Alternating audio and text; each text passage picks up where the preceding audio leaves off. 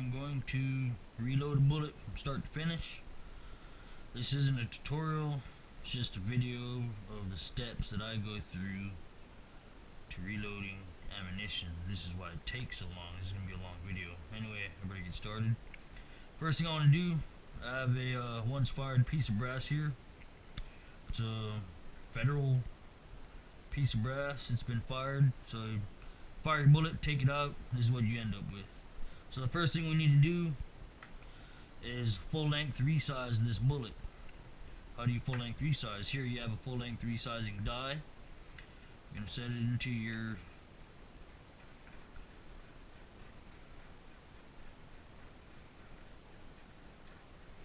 die holder here. You're going to run it all the way down to the shell holder.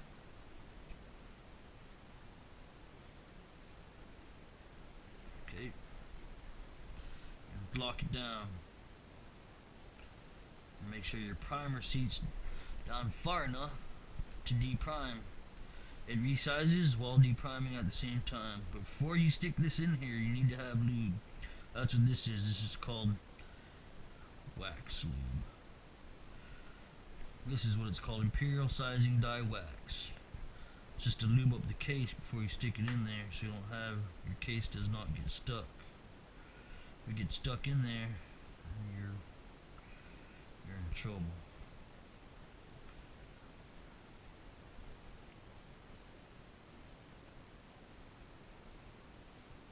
Neck lube there. Resize this biatch.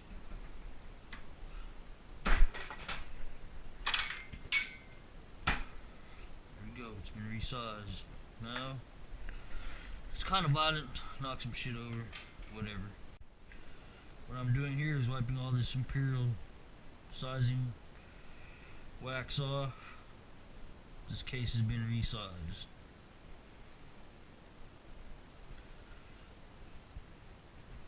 And it's also been deprimed. Primer falls into this here. I emptied this earlier, it was full. So now you've got deprimed and a resized case. You can see right below the belt where it's resized up to. Next thing I need to do is trim the case if need be. Let's see what this case reads.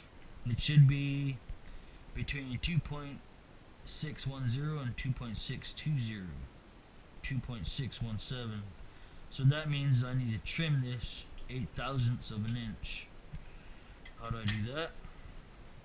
I have here a case trimmer. Put all this stuff away. Get it out of the way, clear up some workspace.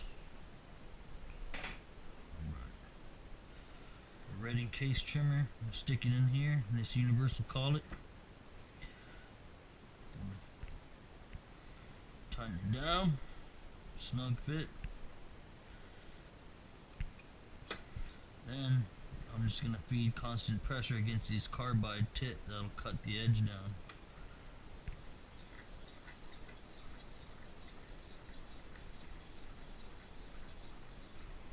Okay, now I'm going to measure how much I've cut off with my calipers. Okay, I've got 0.3, 4. I've got a tiny bit left to go for the next step, which is chamfering and deburring, taking off the rough cut.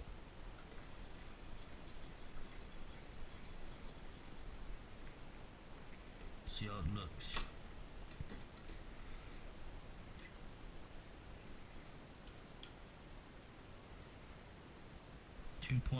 .11.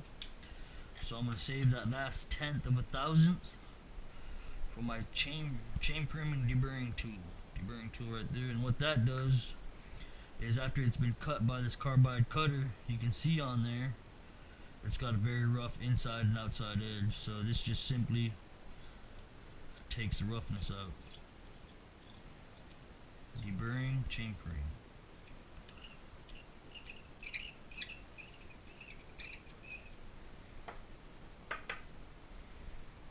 Clean the inside of the neck.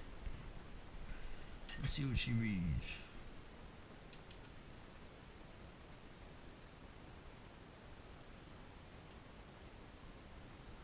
2.12, 2.612, 2.611. We need one more thousandth. The way we're gonna do that, just trim it all.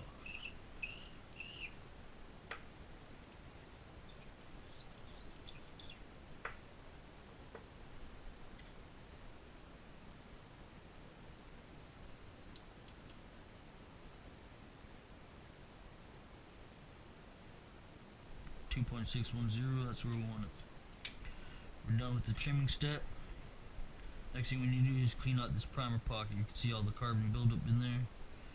The way we do that, simply stick it here on this carbide tip. It sizes just for the carbide, sizes just for the primer pocket. And we'll see how it does.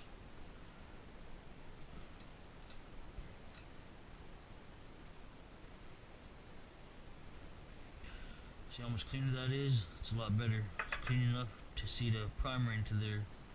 We got that done. We're ready to seed a primer. Now, seeding a primer is pretty simple. We have this hand priming tool first. We've got to get this primer out of there.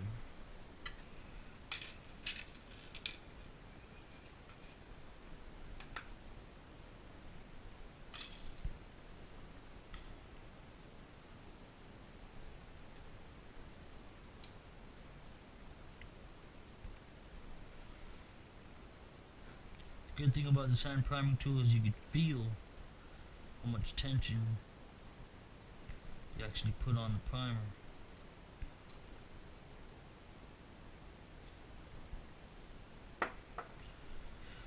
It's been primed. Next thing we need to do is charge for a load. We're going to put this trimmer down, put it out of the way here, and pull out electronic scale. Now I only use this electronic scale to get me to where I need to be with the balance beam. That balance beam moves up and down a lot, so what I like to do is get close with this electronic scale, finish her off with the balance beam. Zeroed it out. This is a powder trickler. We don't have enough powder to make a charge that we need, so what I've got to do next is get enough powder in there, obviously.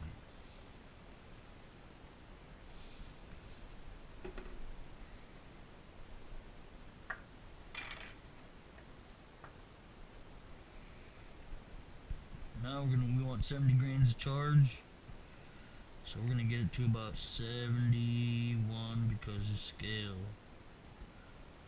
is not completely accurate.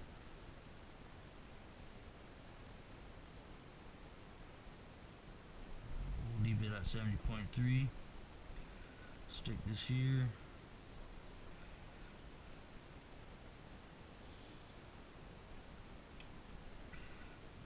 Adjust this as needed.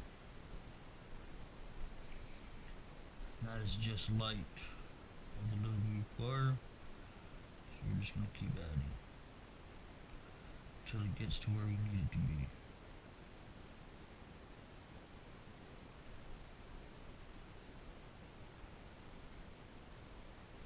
Right there.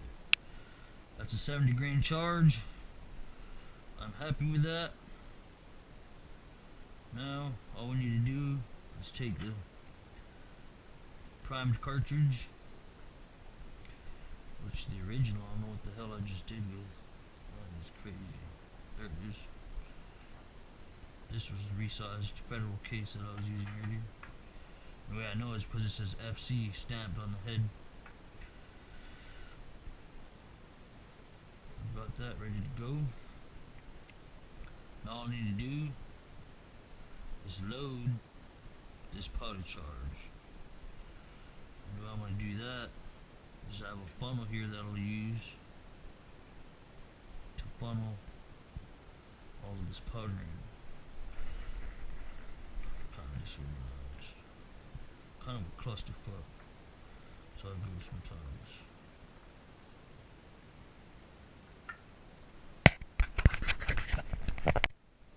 Alright, we got my shit together. funnel on the casing. Powder charge 70 grains. Dump it into the casing. Now we have a charge. Next thing we need to do is the final step, seating the bullet.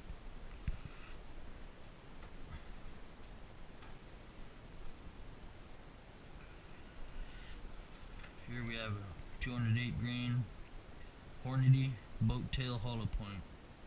I call it a boat tail because of the slant near the end. That decreases the drag of the bullet. They also have a ogive here that tapers down, that aids in the aerodynamic characteristics of this bullet.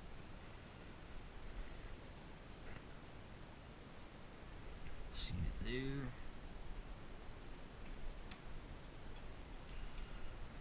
And that's the end, man. There's one down.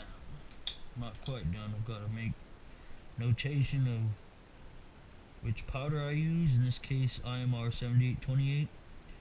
And the amount of charge, 70 grains.